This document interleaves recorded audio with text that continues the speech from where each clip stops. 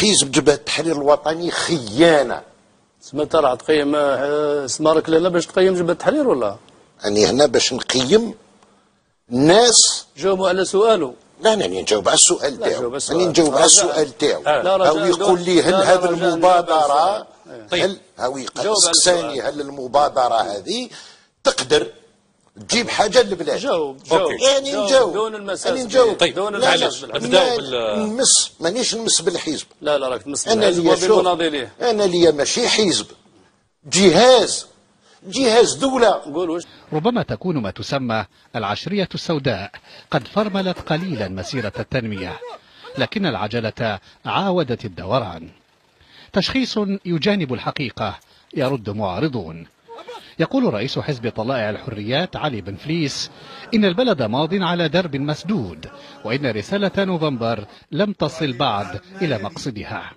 أغلبية المسؤولين اللي كانوا في الدولة وزراء وما يشبه ساكنين في الخارج، مناضلين جبهة التحرير الوطني. هذه معلومات ولا تقارير إعلامية؟ لا هذه معلومات. شحال من وزير يسكن في الخارج ويسكن في الخارج على عام. طيب عندنا مبادرة الآن حزب اللي يقول رئيس حزب اللي يقول شاكيب خليل أحسن وزير ما سرق ما والو. العدالة هي اللي تفصل في الأمور كيما هذه. إيه ماهوش حزب.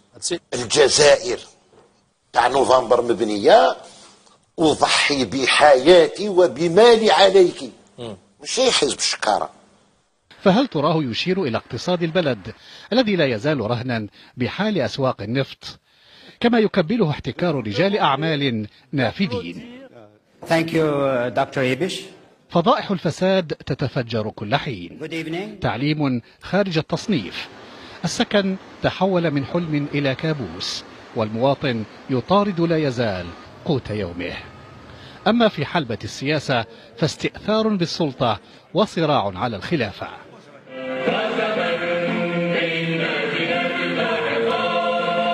بينما المعارضة إما مقصاة أو مقسمة أو غير فاعلة، وحتى سيل مبادراتها الأخير تجاه السلطة فكأنما جاء من باب رفع العتب. عن التبعية للمستعمر القديم تحدثك المعارضة أيضا في عيد ثورة الجزائر 61.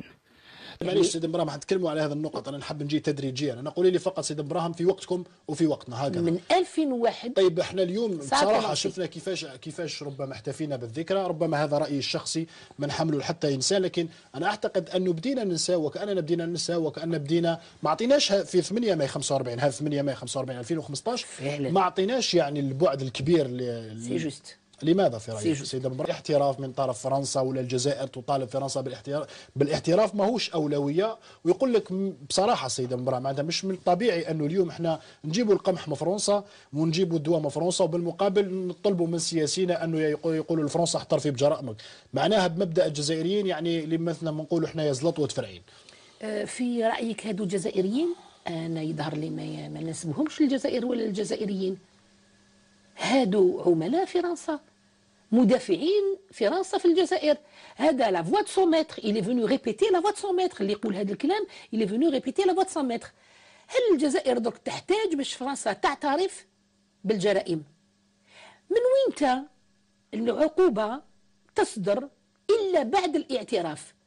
العقوبة تصدر لما يكون جسم الجريمة موجود ونحوسوا على صاحب الفعل. إذن الفعل هو مجزرة، الفاعل هي فرنسا. انا ما نسحقش انايا فرنسا باش تعترف لي ولا ما تعترف ليش. التاريخ رغم عليا وعليها يجعلها في قفص الاتهام لان هي المجرمه وانا الضحيه.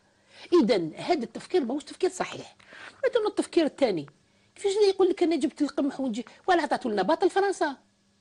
أنا سمعت هذا الكلام. لا أقصد سيد ابراهيم البعض يقول لك سياسيين يقول لك أنه علاقتنا الاقتصادية كلها مع فرنسا. هذا ماشي مشاريعنا الآن مع فرنسا. لا هذا يعني ماشي سياسيين، هذه سياسويين. سي با لا ميم شوز. سو ني با دي بوليتيسيان سي دي بوليتيكار. فهمت؟ دونك الناس هادو ما همش يعني مطلوبين في أي منصب سياسي. أون با بوزوان دو. قادرين على شقنا وقادرين على كلش. أنا نقول لك باللي فرنسا إلا راهي وصلت لهذا الازدهار راهي بمال الجزائر بدم الجزائر بأرض الجزائر وبخيرات الجزائر. نعطي لكم مثال.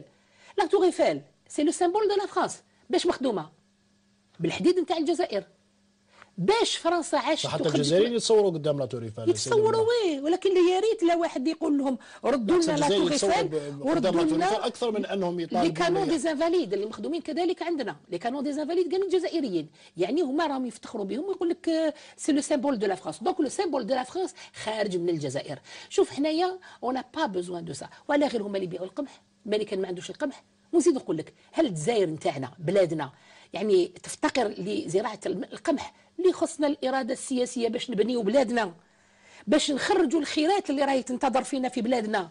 اما الناس هذو لا هذه الشعارات سيدي المرام، حنا نتكلموا الواقع. نعم. الجزائريين ما كاش القمح، ما كاش اكتفاء ذاتي، بصح الناس ولكن الناس اللي راهم يتكلموا هذا الكلام هما اللي خلاو الجزائر ما تنتجش، باش يقدروا يستعملوا من خلال البنوك لي دوفيز دو لالجيري باش يشريوا لنا ويجيبوا لنا. طيب. هذا اللي يسميوها بالدارجه من حيث بخرلوا. طيب.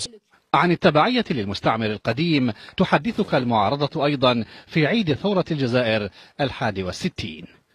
تراها تبعية اقتصادية وسياسية وثقافية مردها عقدة نقص لم يكتمل بها الاستقلال على الصعيد النفسي على الأقل.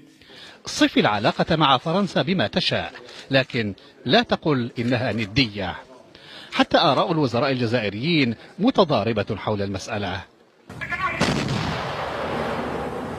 عسى ألا تكون كذلك بشأن مطالبة باريس بالاعتراف بجرائم فرنسا الاستعمارية في الجزائر والاعتذار رسميا عنها. إنه جدل قديم جديد، تماما كما هي مسألة استرجاع السيادة كاملة، وقبلها إعادة كتابة التاريخ الجزائري. تاريخ غاب للمفارقة عن صالون الجزائر الدولي للكتاب، حيث فرنسا هي ضيفة الشرف. ثمة إذن من يتجاهل جراح الماضي المفتوحة، لكن أجيال الغد في الجزائر تملأ فراغ الرسميين وتقاوم النسيان بأدوات العصر. واسمهم هذا المتربع على فضاءات التواصل الاجتماعي تبجيل لمن صنعوا الأول من نوفمبر عام 54، وإصرار على أن الجرائم لا تسقط بالتقادم.